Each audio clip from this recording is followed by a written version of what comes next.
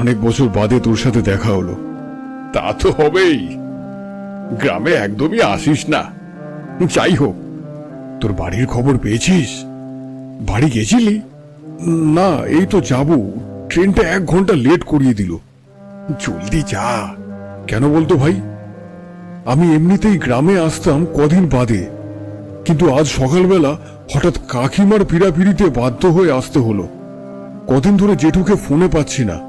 কাকা কাকিমাকে জিজ্ঞেস করলে কথাটা এড়িয়ে যায়, বলে নাকি আমার উপরে রাগ করেছে। আমি অনেক দিন ধরে যেহেতু আসি না, তার জন্য। অদ্ভুত ব্যাপার। দেখ ভাই, মা বাবা গত হওয়ার পর জেঠিমাই আমাকে মায়ের স্নেহ দিয়েছে। জেঠুই বাবার কোনো অভাব বোধ করতে দেয়নি। আর ওরাই নাকি আমার উপরে এত রাগ করেছে যে আমার সাথে ফোনে কথাই বলছে না। বলিস কি? কবে থেকে এমন হয়েছে বলতো? এই তো দিন 5 হবে। তাই ভাবছিলাম সামনে দুর্গাপুজো আসছে, সবার জন্য একটু জামা কাপড় কিনে নিয়ে আসবো। কিন্তু তার আগেই ভাই, তুই তাড়াতাড়ি ঘরে যা, বুঝলি? দেরি করিস না। পলাশ, তোর কথা শুনে মনে হচ্ছে খুব খারাপ কিছু হয়েছে। বল না কি হয়েছে? কি লুকোচ্ছিস আমার কাছে? দেখ ভাই, আমি খুব বেশি কিছু জানি না। তাছাড়া বহুদিন তোর ঘরের দিকেও যাই না। আর যা জানি তা এখন বলা যাবে না। এক্ষুনি আমার ট্রেন আছে, কলকাতায় যাচ্ছি, একটা কাজে যাচ্ছি। তবে কাল বিকেলেই ফিরে আসব, এসেই তোর সাথে দেখা করব। আসি বন্ধু, তুই জলদি বাড়ি যা। যা। স্টেশনের অন্ধকারে পলাশ হারিয়ে গেল।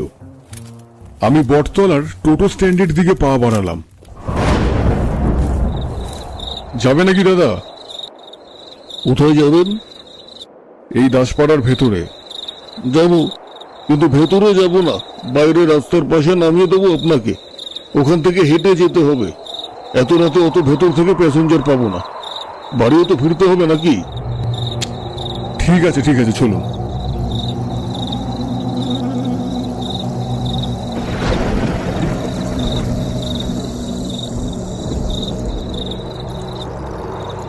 টোটো আমাকে গ্রামের বাইরে রাস্তায় নামিয়ে দিয়ে চলে গেল।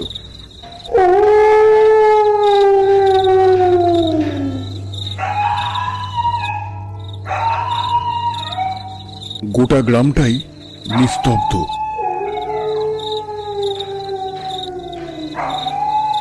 চারিদিক থেকে শেয়াল কুকুরের দল এক নাগারে ডেকেই চলেছে। আমার গ্রামটাকে আগে এত শুনশান মনে হয়নি।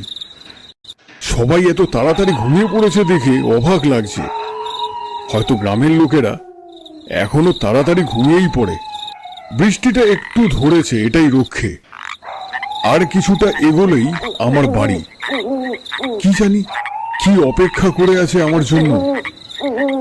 সামনে কিছুটা এগিয়ে আসতেই অন্ধকারে হোঁচট খেয়ে পড়ে গেলাম।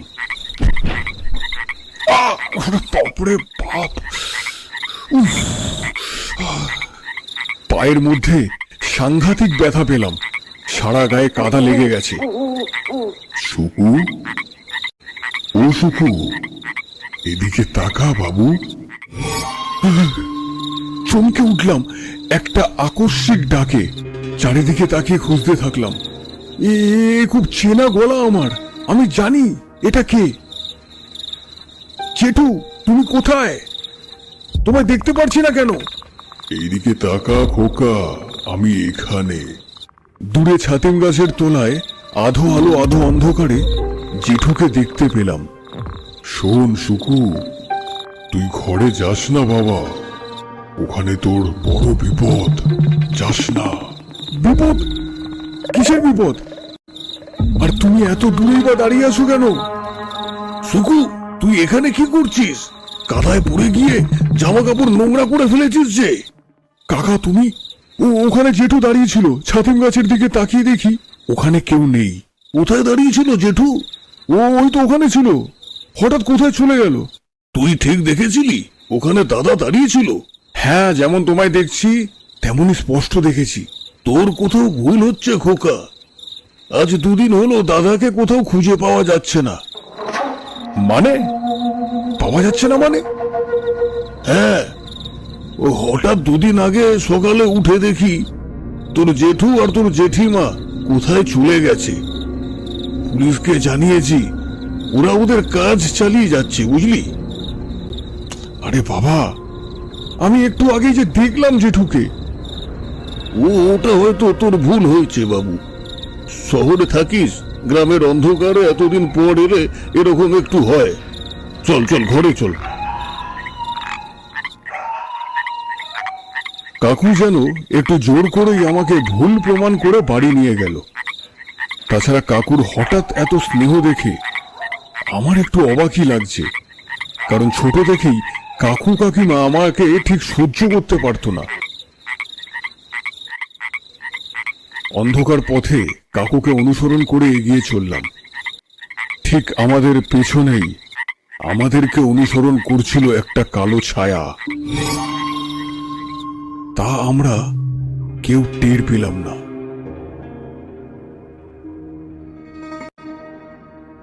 ঘরে ফিরতেই কাকিমা এগিয়ে এলেন ভয়ার্ত মুখে। খোকা এলি? দেখলি তো হঠাৎ করে কি সব হচ্ছে রে আমাদের সাথে।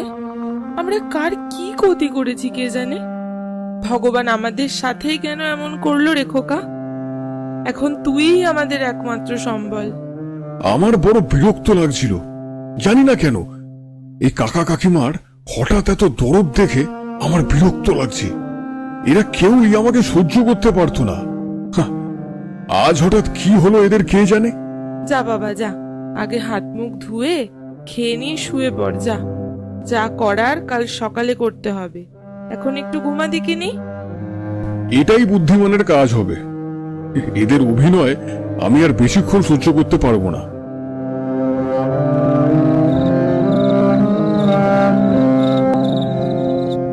রাতের বেলা খেয়ে দিয়ে শুয়ে পড়লাম। যেভাবেই হোক জেঠু আর জেঠিমাকে খুঁজে বার করতে হবে। জানি না ওরা কোথায় আছে, আর আমিও স্পষ্ট দেখেছি জেঠুকে। এতটা ভুল কি করে হব? যাক গিয়ে, কাল যেভাবেই হোক ওদেরকে খুঁজে বার করতেই হবে। কদিনের জন্য আমার সাথে কলকাতায় নিয়ে গিয়ে রাখবো।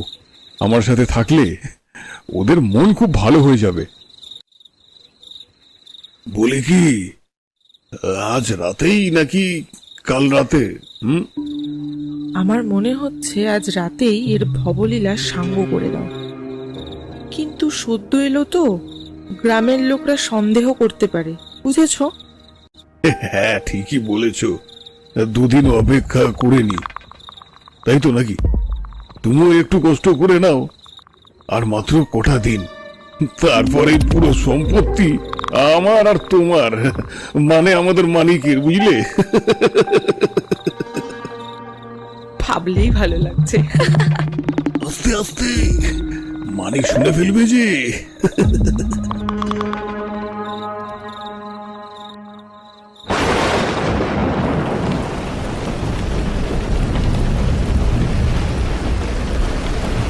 প্রবল ঝড়ের দাপটে ঘুমটা ভেঙে গেল।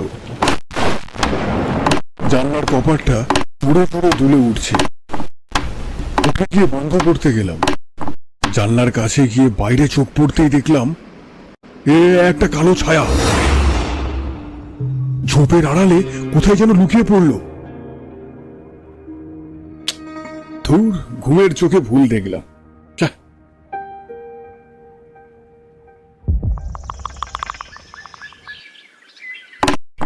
সুখদেব, এই সুখদেব, ওঠে, সর্বনাশ হয়ে গেছে। এই সুখদেব! একটা অচেনা ডাকে ঘুম ভাঙল। কি হয়েছে? কি হয়েছে? কি হয়েছে? আমি তোর পাশেই থাকি। সর্বনাশ হয়ে গেছে। তোর কাকা কাকি আর নেই সুখদেব। মানে কি হয়েছে? তাড়াতাড়ি বাইরে আয়।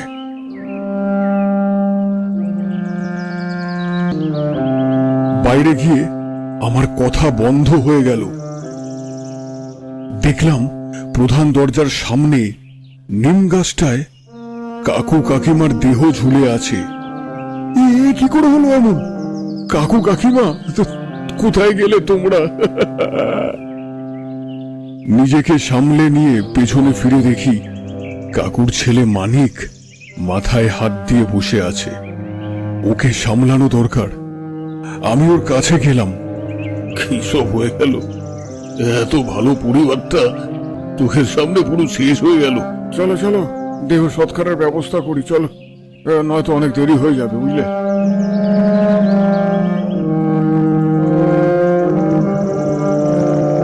বেশ কয়েকদিন কেটে গেছে। মানিককে কোনো রকম সামলে রেখেছি। এইবার আমাকে কলকাতায় ফিরতে হবে, না হলে আর কাজটা থাকবে না। বিকালের দিকে পলাশ দেখা করতে এলো। ভাই সুকু, একটা কথা তোকে অনেক দিন ধরে বলবো ভাবছিলাম, আজ ওটা বলতে এলাম। বল না ভাই, লজ্জা পাচ্ছিস কেন? লজ্জা না, খুব বাজে লাগছে বলতে, কিন্তু না বলেও থাকতে পারছি না। বলি কি, তুই এত দুঃখ পাস না। তোর কাকা কাকিমাই দায়ী তোর এই অবস্থার জন্য। মানেটা খুব সাধারণ। তোর মা বাবাকে তোর কাকু কাকিমাই বিষ খাইয়ে মেরে ফেলেছিল। কি? আরে পাগল হয়েছিস? কি বলছিস জানিস তুই নিজে? হ্যাঁ জানি জানি, আর আমি কোনো রকম নেশা করে নেই। এমনকি তোর জেঠু জেঠিমাকে ওরাই মেরেছে। কিন্তু কেন? কেন করতে যাবে কাকু এরকম জঘন্য কাজ? সম্পত্তির লোভে ভাই, সম্পত্তির লোভে। তোকেও হয়তো মেরে ফেলার জন্যই ডেকেছিল এই গ্রামে। কাকু কাকিমা, তোমরা এতটা খারাপ কি করে হলে? আমি তোমাদের ক্ষমা করতে পারবো না, কখনো, কোনোদিনও পারবো না। কিন্তু তোর কাকু কাকিমাকে কে মারলো? আমি এখন এটাই ভাবছি। ওদেরকে কেউ মারেনি, ওরা আত্মহত্যা করেছে। আরে ওরা আত্মহত্যা কেন করতে যাবে? একবার ভাব, ওরা যা চাইছিল তাই পাচ্ছিল, তাহলে ওরা আত্মহত্যা কেন করবে? যাক গিয়ে, আমি আসি ভাই, বুঝলি, কলকাতায় যাওয়ার আগে দেখা করিস। পলাশ চলে গেল। আমার আর কিছু ভালো লাগছে না। ঠিক করলাম কলকাতায় চলে যাব। কাল বিকেলের ট্রেনে রওনা দেব। এখন আর গ্রামে আসবো না, এখানে আমার কেউ নেই।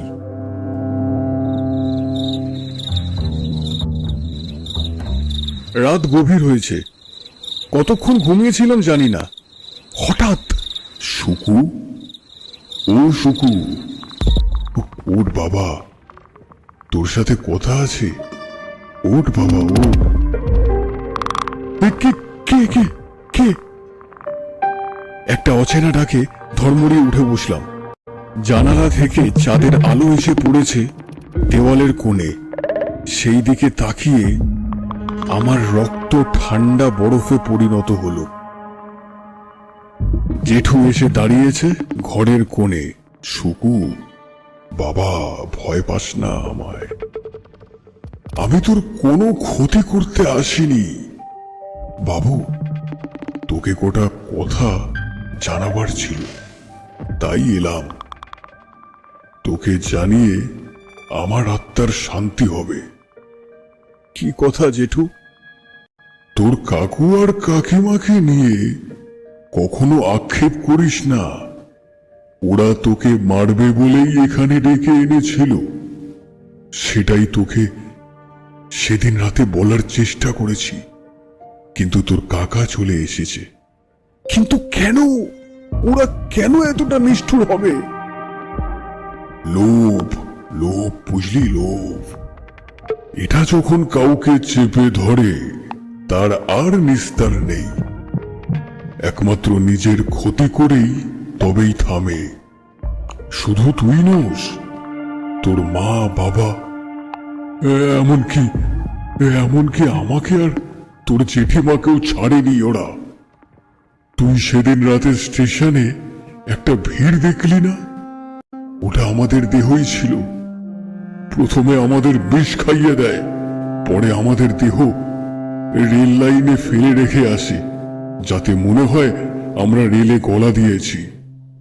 জেঠুর কথা শুনে বুকটা কষ্টে ফেটে যাচ্ছিল। কষ্ট চেপে বললাম, তাহলে ওরা কিভাবে মরল?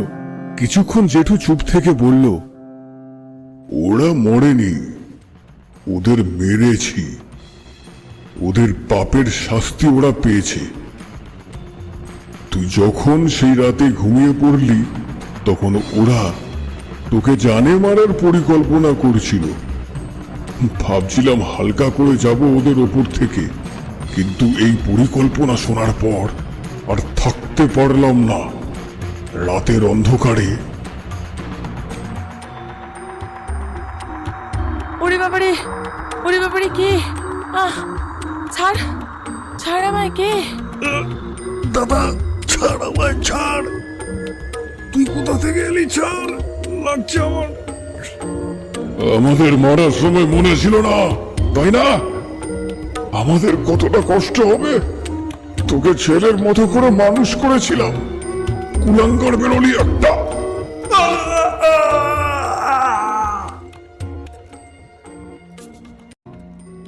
দড়ি দিয়ে গাছে ঝুলিয়ে দিই, যাতে লোকেরা মনে করে ওরা আত্মহত্যা করেছে। এবার আমি আসি বাবু, আমায় যেতে হবে। আমি শান্তি পেলাম। তুই কিন্তু মানিকটারে দেখিস, ও সম্পূর্ণ নির্দোষ। দেখলাম জেঠু আস্তে আস্তে হাওয়ায় মিলিয়ে যাচ্ছে। জেঠু, জেঠু কোথায় যাচ্ছ? জেঠু, জেঠু!